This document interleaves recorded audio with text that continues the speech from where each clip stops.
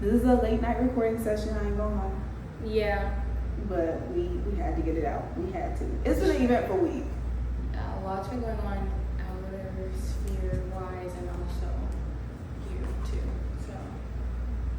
So yeah, okay. So my name's BB. I'm Star. Okay. And this is your week's tech news, tech business. So the first thing I want to start off with, what story should we start off with? It's a full lineup today, really. We could start with electricity and OpenAI versus Meta. Oh, we should do OpenAI versus Meta. Okay, bet. Okay, so on that topic, just a bit of backstory is that the biggest headline this week has been that Mark Zuckerberg of Meta's CEO of Meta? Yeah. Meta? I think he's still CEO, right? Yeah, Chief Executive Officer. Yeah. He has been really honing in on bringing AI to Meta, all Meta platforms. So that means Facebook, Instagram, WhatsApp. And I guess there's been some sort of consensus within Silicon Valley that they've been lagging a bit behind OpenAI. OpenAI seems to be the leader in AI technology. But not just that, actually said that sources close to him in the article, both articles said that it was actually Mark Zuckerberg who's upset that they're lagging behind because at the beginning of 2025 their goal was to hone in on AI for the company. I think a lot of tech companies have had that goal, but I guess for him specifically to be a leader in technology and not have cornered the market on AI must be really weighing on him now. So he has been trying to. I think he's just a really fierce competitor too. The longevity of his company surpasses, for instance, Snapchat now, Facebook is the OG, right, of all these things. Yeah. Now Instagram is going on a decline. It's not just me. I've also heard more conversations about how Instagram is now boring. Tumblr, don't hear much about Tumblr. Snapchat too, it's going downhill. I'm trying to think of other things. Pinterest is still a big deal, but it's not as big as other platforms for sure. But basically, he's been trying to hire top OpenAI executives and offering them really big signing bonuses and salaries, such as $100 million signing bonus. That's one of the things he's offered, according to Sam Altman of OpenAI, the founder of OpenAI. So just getting into that, seeing what that means for technology, because Sam Altman said on his podcast with his brother, apparently, brother co-host, he was like, it says something that Mark Zuckerberg is trying to recruit our top talent in this way. And apparently OpenAI matched energy with a lot of the people that he was offering, Mark Zuckerberg offering $100 million to. And I'm like, first of all, y'all got money. I think they have, OpenAI surpassed 10 billion in revenue last year. I don't know. Do the math, I'm But also Scope AI is who now Meta's working with, which is Alexander Wang. Wang. I thought it was a designer. So me too. That's why I remember that. I thought it was them, but then I was like, bro, wait, is that? I've heard that in the song before. Yeah. So, and I forgot how much their deal is, but it's in the billions too. 14 billion. Yeah. I do remember that. Crazy number. Wow. But also Alexander Wang, they call him a wartime CEO. It was in quotes. What? Why is he wartime? Because of now they're saying that China is a fierce competitor. Before they were saying we don't have to compete with the Chinese, we're not really in competition with them. But now they're saying China is now a top competitor, if not the top competitor. I would say it's the top competitor, but that's crazy. That's wild. I guess in the tech field, Mark Zuckerberg is known for just acquiring companies instead of building from scratch within his company. I'm being careful with my words. I've just seen, I think the Snapchat CEO went on Diary of a CEO podcast and talked about how Mark Zuckerberg took his idea for stories and implemented it into Instagram. And there's just been more stories over the years that come out where you either get acquired by Meta or you just find your features on their platforms. But right now, because of their legal troubles, that was also mentioned of why they didn't just buy Scope AI, and now they're choosing to work alongside these. No, technically they didn't. Okay, wait, what's the deal? So basically, they're choosing to work alongside these CEOs because you know how Google got in trouble for being a monopoly. Yeah. Facebook is now getting the same thing. So if they would have acquired the company, it would have provided more evidence on their case of like, oh, they just That makes sense. buy out the competition and they don't leave room for fair competition. So they just have a majority stake? Yeah, they just have majority stake. Oh, okay. Yeah. Wow. So now they're just working alongside with the CEOs of those companies. Wow. So that's their loophole, basically. Like, everybody knows. Like, we all know. But on paper, we don't. So that's how they're like, Playing the game. yeah, playing the game, basically. Then the thing is, I think you brought up where the mindset is different for founders because they're just looking to try it and see if it works. Yeah, I was like, basically like talking about these numbers, and I understand the whole concept because it's a conversation of like price your worth or what you think you're worth. But in perspective, I think a conversation needs to be had of like, why are we paying this much just for people to try? I understand the cost, but let's be realistic. Let's be realistic. Like So some that's what of these, a lot of investors are saying is that the bubble's gonna burst and that the value seems super high right now. Yeah. But eventually something or somewhere is going to pop the bubble and bring down the prices to. exactly, which is why he's like unsatisfied with where he's at, but he just keeps paying people to give an attempt without, I don't know, maybe they're just selling him hopes and dreams or what, but without giving like some concrete of like, okay, this works. Like, why are you paying $14 billion? Some proof, some evidence that Yeah. this can actually be implemented in a way that consumers can use. Because Exactly. I think they're trying to boost something, like integrate the algorithm for people that advertise on his platforms, people to use AI in their ads. Yeah, but the thing is, general population, I know that like new things, everybody always hates new things at first until it becomes like popular and integrated and trend and like they get used to it. But I think the sentiment with AI and social media is like, one, it's misleading a lot of the time. Two, it's annoying a lot of the time. You know those like AI videos with AI voiceover? Have you seen the new AI videos of like AI influencers? Yeah. Have you seen those? Those Yeah. those are so creepy. I'm not gonna. Dystopian. I've been tricked by one or two. It's true. It's the ones that are outside. They're like outside, like look at my house, and I'm like, oh, that's not.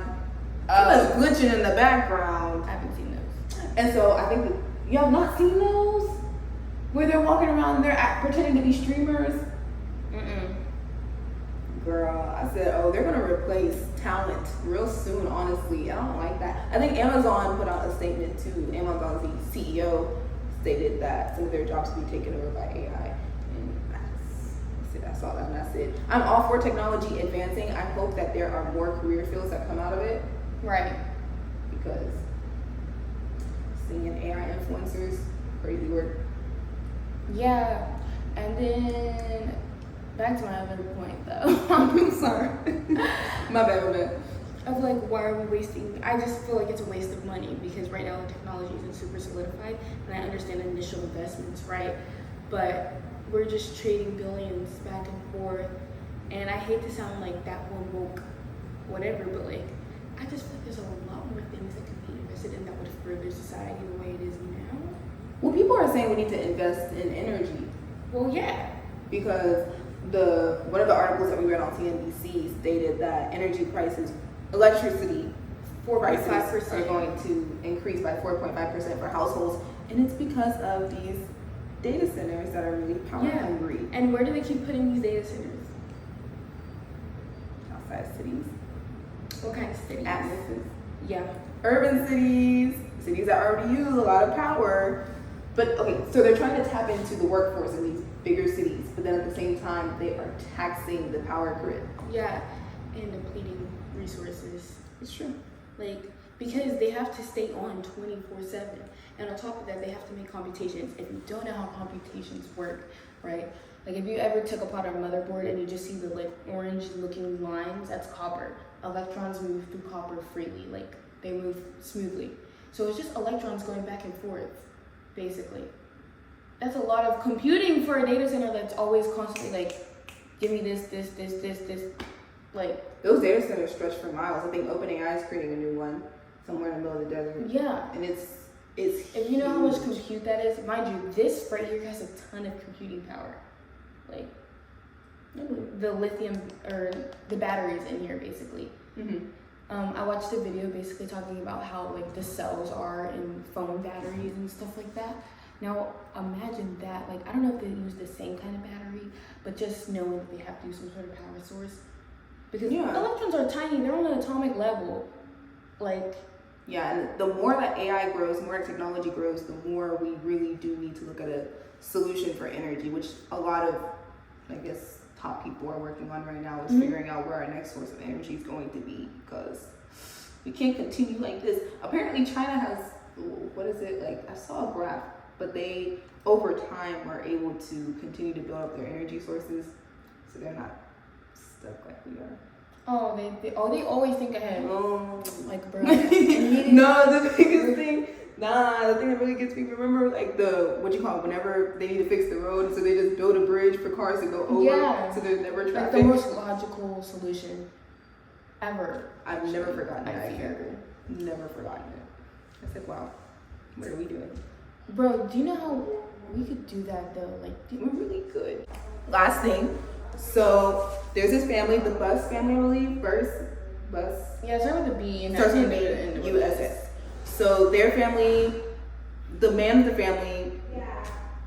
Yeah. Okay. Their father. Their father or the grandfather? How do I say? The Bus family bought. Male member of the Bus family in 1978 bought the Lakers for $67.5 million, I believe, at the time. Wait, maybe that's not correct. Anyway. They bought the Lakers in 1978. They've held the asset of owning the Lakers team in the family up until this year, 2025, and recently sold, basically the daughter of the man who originally owned the Lakers. He passed away. The daughter has now sold her stake of the company for $10 billion. 10 billion with a B. Billion. Now she still gets to stay on board as the governor and own 15% of the company, which I believe is $67.5 million. That's what it's valued as.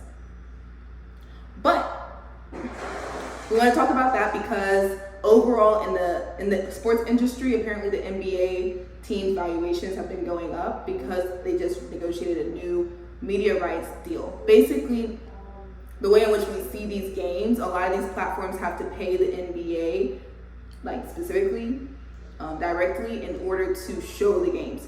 And it's very specific. It's, Disney can only show 80 games of the season and NBC gets to show this. Now, usually Warner Brothers is included in the deal. I think their channel is TNT. Something like that. Girl, we don't even know, right? That part is. I see why they. No shade, no tea, Warner Brothers. No shade, no tea. But they got replaced this year by Amazon Prime, and I guess people, investors are seeing that as a really big opportunity because a lot of people have Prime subscriptions. So, breakdown. Disney, the owner of ESPN, which ESPN is the one that's distributing the games that we see on television, is paying $2.9 billion with a B every year. NBC is paying $2.4 billion with a B every year. And Amazon Prime is going to be paying the same every year to the NBA for 11 years straight. Ain't that crazy? People have money. Sometimes you forget, like.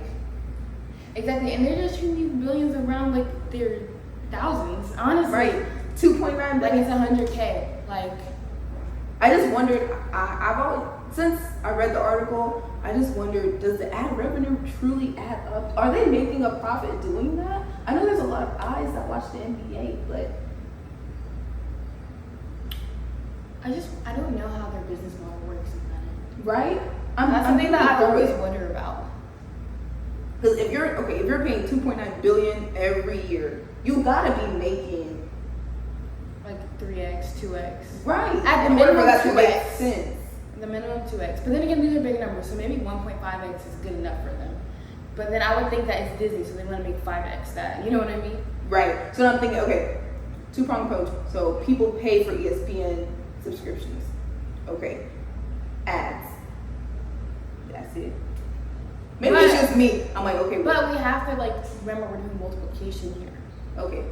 So think about how many TVs are in, like I was saying, like a sports bar, and then how many sports bars like enterprise subscriptions. Yeah. Because I do know, I guess restaurants and businesses pay more Yeah, and then on top of that, like how many TVs are in just places that you go into, like the dealership, car dealership, or like not even just a restaurant, but what else? Maybe live? No, that the NBA gets paid. Yeah, so like how many so when an ad plays and they're paying for their ad to play, it's like how many different places can that ad play? And that's what I said, like a business model. So like, is it like basically by like a certain amount to see of more pharmaceutical ads, right? A certain amount of TVs, like you know what I mean? Bro. Heavy on the pharmaceutical. I feel like they are really carrying cable Sky TV Rizzy. right now. They are. Yeah. Bro, because every time we watch Love Island, we just see Sky Rizzy ads. What medication is that? I don't even know. Is that the bipolar one? Look into that. I mean, that's a whole different discussion for another day as to why the U.S. sees pharmaceutical ads in other countries. No, moderate to severe plaque psoriasis. They said it like 50 times. So who on the house got plaque psoriasis? Sky Rizzy. But okay, why would a person buy a sports team? One, I guess first of all, I feel like you have to love sports to the money. Like, is there anything in really entertainment? Huh? Is there really money? Because I think Chamath from All In, he owned a part of the Golden State Warriors, I believe, and he just was like, it's on my bucket list. You know what I mean? Mm-hmm. It wasn't necessarily a strategic asset. I think he sold it later on. I think it's such a huge part of culture. There's like, if you're not making money from your team, like, it's a little bit like, I don't know what's going on, because you literally have the perfect platform to make money. Like, there's no way there'd be like and the grand scheme, like when we're saying money, what are you talking about? Are you talking about billions, or are you talking about like multi-millions? I'm talking about like triple-digit millions. I mean, but then again, like I think they're making more than that. I think they are making billions because they're paying their players like 200 million contracts from the games, right? I'm thinking live events is probably where. No, it gotta be jerseys. It's gotta be merchandising.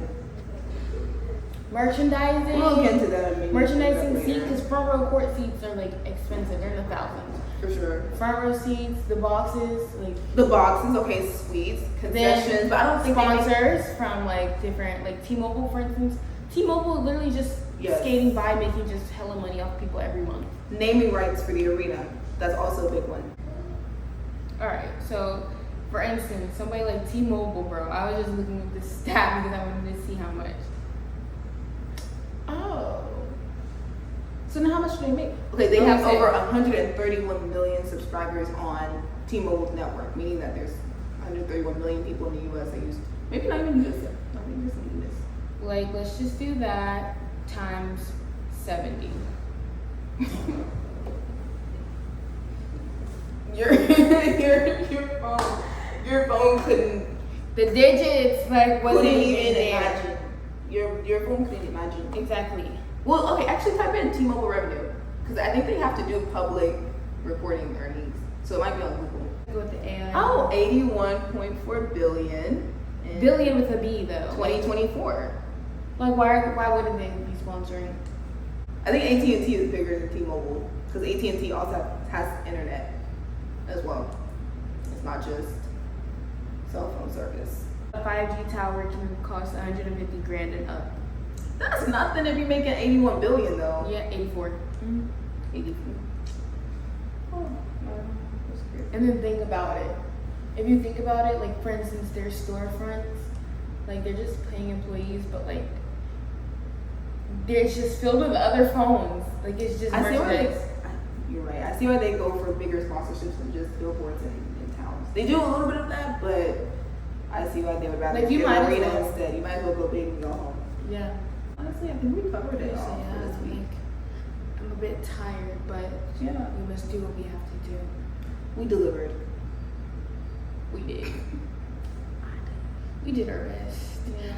We just like learning about these things, and you know. I think you get to learn with us, honestly, as like we pull up our phones and look at articles. You get to learn with us about these business deals and tech news, so that we keep up to date with what's really going on around us and shifting the world. Exactly. So. I'm not an expert, but I think I find that to be more refreshing in that way of like destigmatizing having these conversations. Yeah. Just like making them a casual thing. Even if like we don't know all the facts, we come prepared, of course. Yeah, we come prepared with information. Yeah. We've been around people in some of these spaces as well, but we are learning every single day. Exactly, and just documenting that journey. Yeah. Without the pressure that like so many people try to put on of like just discussing Right. business facts.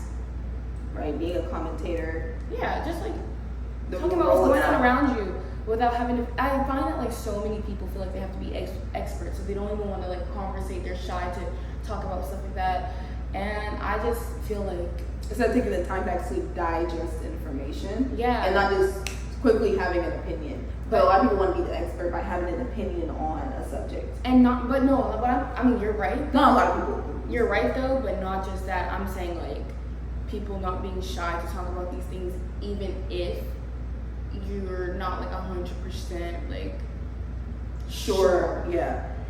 Like Yeah. it's okay to just have the conversation, even if you don't know every little detail, because Right.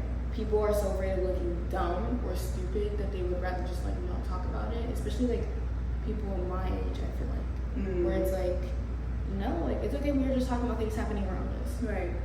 And that's okay. It is okay. And if you know something to add, like just add it. Right. Join us next time. This is BB. Star. Good night. Bye.